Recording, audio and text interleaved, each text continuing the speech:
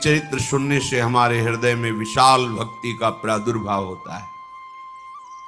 12 महाभागवतों में भीष्म जी महाराज बड़े ही महामहिम प्रभु श्री कृष्णचंद्र के अनन्य भक्त हैं और ऐसी सत्य निष्ठा किसी भगवत स्वरूप महात्मा में ही पाई जाती, अन्यथा नहीं।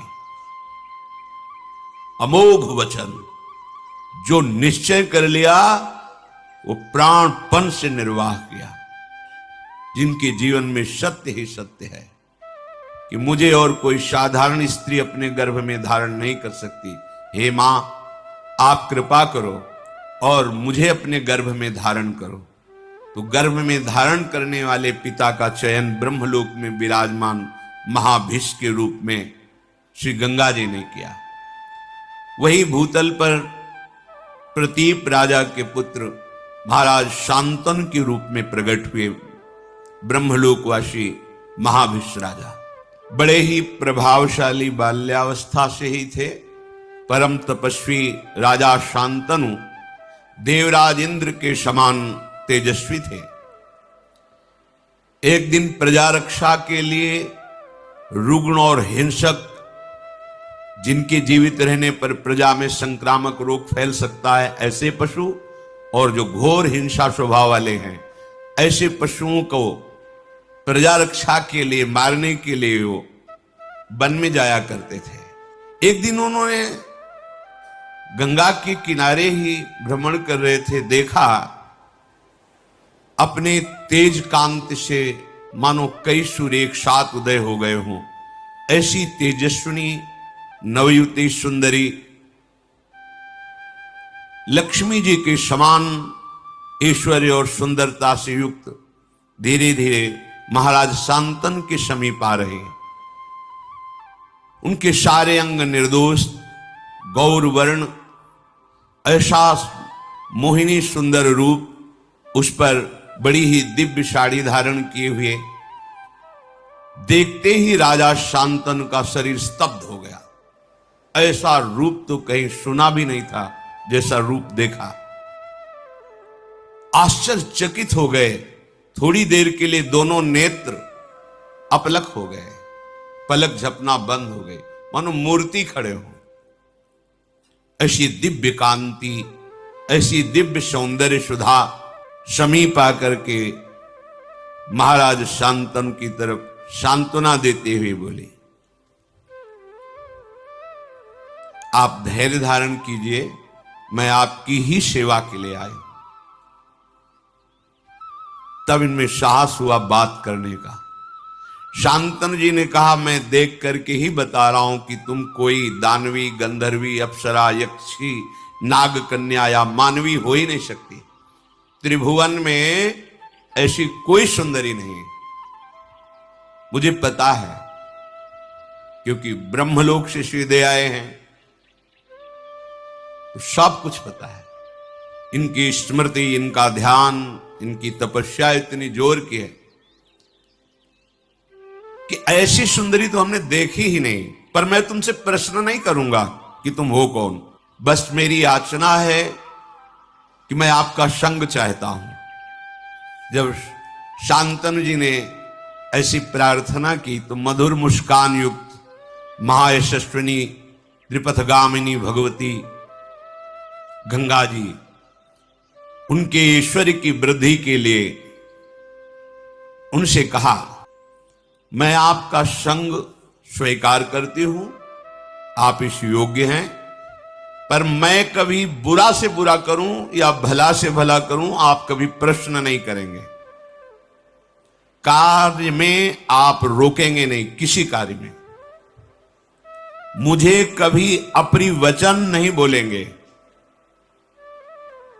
जिस समय अपरिवचन या कोई प्रश्न, उसी समय मैं आपसे विलग हो जाऊंगी। निश्चय मेरी ये शर्त है, यदि आप स्वीकार करें तो फिर मैं आपका संग स्वीकार करती हूं। तथेति सा सदा तूक्ता तदा भरत सत्तमो प्रहर्ष मतुलम लेभे प्राप्यतम पार्थिवोत्तमम।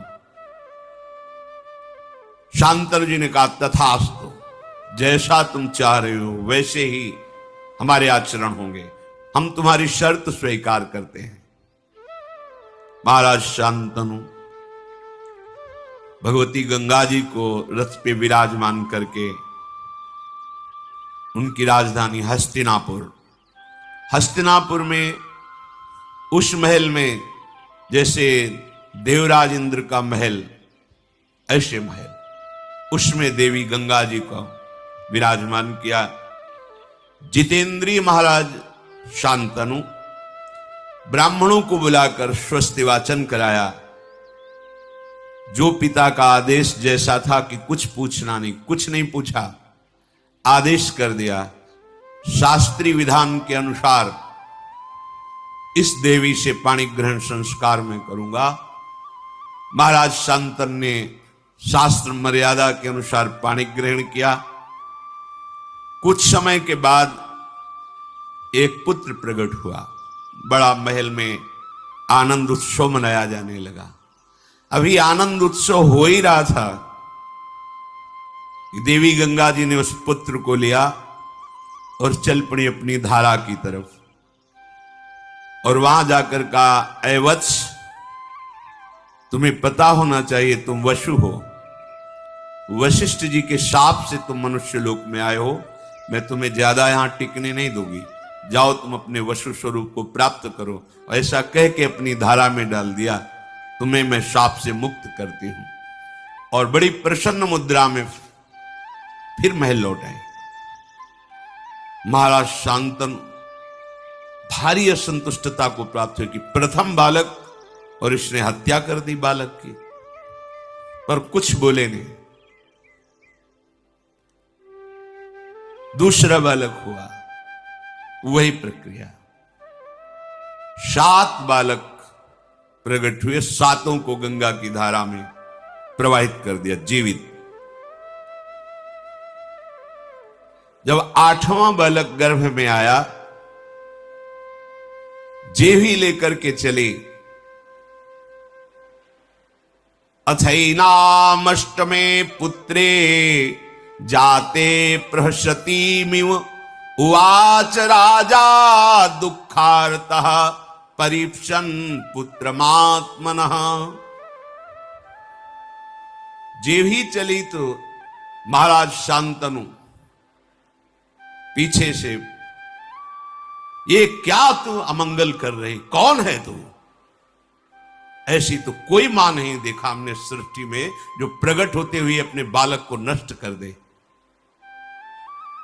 मावधि कश्य काशित किम हिनत्सि सुतानिति पुत्रग्नि सुमहत पापम संप्राप्तम ते सुगर्हितम। अय बालकों का वध करने वाली सुंदरी, तू कौन है? किसकी कन्या है? कितनी निर्दयी हृदय की है कि प्रकट होते ही बालक को मार देती है। अरे पुत्र घातिनी, अब तुझे अपना परिचय देना होगा। बड़े क्रोध से युक्त होकर मार्ग रोक लिया, कौन है तू? बड़े शांत भाव से, पुत्र काम न तेहन्मी पुत्रम पुत्रवताम वर जीर्णस्तु मम वासोयम यथा स समय कृतः। अय पुत्र की इच्छा रखने वाले नरेश, तुम मेरा परिचय नहीं जानते इसीलिए कट वचन बोल गए। पुत्रवानों में तुम महाभाग्यशाली पुत्रवान हो गए। नहीं मारूंगी इस पुत्र को क्योंकि तुमने टोक दिया, रोक दिया और मेरी शर्त भूल गए। मेरा समय समाप्त हुआ। जानते हो मुझे मैं कौन हूं? मैं त्रिपथगामिनी भगवती गंगा हूं। कोई पुत्र घातिनी या कोई पापिनी नहीं हूं। हाथ जुड़ गए शांतनु के। गंगा जी बड़े बड़े महर्षियों के द्वारा सेवित मैं हूं। केवल वसुओं का कार्य पूर्ण करने के लिए, उनको गर्भ में धारण करने के लिए उनकी प्रार्थना से मैं आई हूं। ठीक है, तुमने टोक दिया। ये 8वां पुत्र महातेजस्वी महाभाग देववसु है। वशिष्ठ जी के शाप से 7 तो मुक्त कर दिए, 8वें को तुमने रोक दिया, अब ये यही रहेगा, आजीवन मृत्यु लोक में रहेगा। तुम्हारे सिवाय ऐसा त्रिभुवन में कोई राजा नहीं जो मेरा संग कर सके। तुम वसुओं के पिता हो। मानवीय सृष्टि में ऐसा कोई है नहीं कि इन वसुओं को गर्भ में धारण कर सके। अतः इन वसुओं की प्रार्थना से इनकी मां बनने के लिए मैंने मानव शरीर धारण करके तुम्हारा संग किया। मैंने पहले ही कह दिया था वसुओं से कि तुम्हारे जन्म होते ही तुम्हें मैं मुक्त कर दूंगी। ये वसु हैं, कोई और नहीं है। मैं पुत्र घातिनी नहीं हूं, इनको शाप से मुक्त किया है। महान व्रत का पालन करने वाले तुम्हारे इस पुत्र को मैं भी तुम्हारे पास नहीं छोड़ूंगी। इसमें 8 वसुओं का अंश है। ये जब संपूर्ण विद्याओं में कुशल हो जाएगा तो तुम्हें स्वयं मिल जाएगा, आप निश्चिंत रहना। जब ये बालक मिले तो इसका नाम देवव्रत गंगादत्त ऐसा नाम पुकारना। गंगा जी ने महाराज शांतनु को जो अपना परिचय दिया तो अवाक हो गए। मेरी पत्नी के रूप में भगवती गंगा जी थी। अगर पहले बता देते तो शायद उनकी साहस वृत्ति इतनी ना पड़ती। देखते ही देखते पुत्र सहित गंगा जी अंतर्धान हो गई। 16/8/4/8 36 वर्ष तक गंगा जी के वियोग में वहीं वन में ही अधिक समय व्यतीत करते महाराज शांतनु। वही गंगा जी का ध्यान, उन्हीं का स्मरण। भारी वियोग हृदय में हुआ, क्योंकि जब परिचय मिला तो अंतर्धान हो गई। 36 वर्ष। एक दिन विचरण कर रहे थे, देखा गंगा की धारा प्रवाहित होती हुई रुकने लगी। विचार किया कि ऐसा कैसे हो सकता है। आगे बढ़े तो देखा विशेष रूपवान, बलवान, आचारवान, तेजस्वी एक बालक अपने धनुष में प्रत्यंचा चढ़ाकर बाणों से गंगा की धारा को रोक दिया। लौकिक अलौकिक समस्त अस्त्रों की कलाएं उसमें विराजमान हैं। बल, धैर्य, वीर, पराक्रम, महारथी वीरता, ये सब उसमें झलक रही। महाराज शांतनु ने देखा।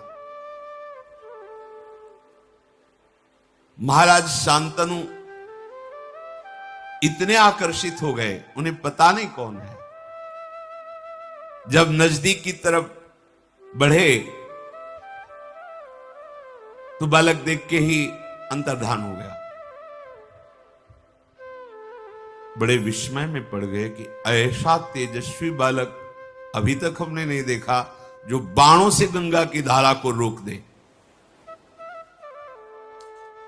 बहुत चिंतित थे। इतने में देखा कि भगवती गंगा जी उस बालक को हाथ से पकड़े हुए सामने आई। बड़ा दिव्य रूप पहले से भी अधिक प्रकाशित गंगा जी का है, क्योंकि इनके संग के लिए ही अपने रूप की गरिमा को कम किया था, तब ऐसा रूप था। आप तो दिव्य रूप गंगा जी का। दिव्य अलंकारों से विभूषित देवी गंगा उस बालक को सामने लाई और कहा, ये वही आपका 8वां पुत्र है जिसके लिए आपने मुझे कटुवचन बोले थे, रोका था और मैं लेकर के अंतर्धान हुई थी। पुरुष सिंह त्रिभुवन में इसके समान कोई अस्त्रवेत्ता नहीं है। शास्त्रों का ज्ञान रखने वाला और शस्त्रों का ज्ञान रखने वाला। इसे मैंने बड़ी दिव्यता से पालन पोषण किया है। यह अब आपका पुत्र है।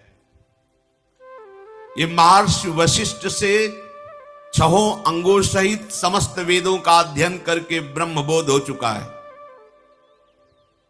महाराज वशिष्ठ जी योग वासिष्ठ नामक पूर्ण ब्रह्मबोध कराने में समर्थ ग्रंथ है योग वासिष्ठ।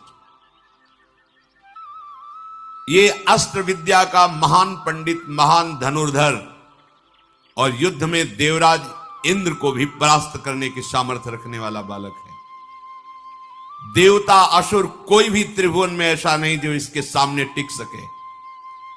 नीति को भगवान शुक्राचार्य जी से हमने शिक्षा दिलाई है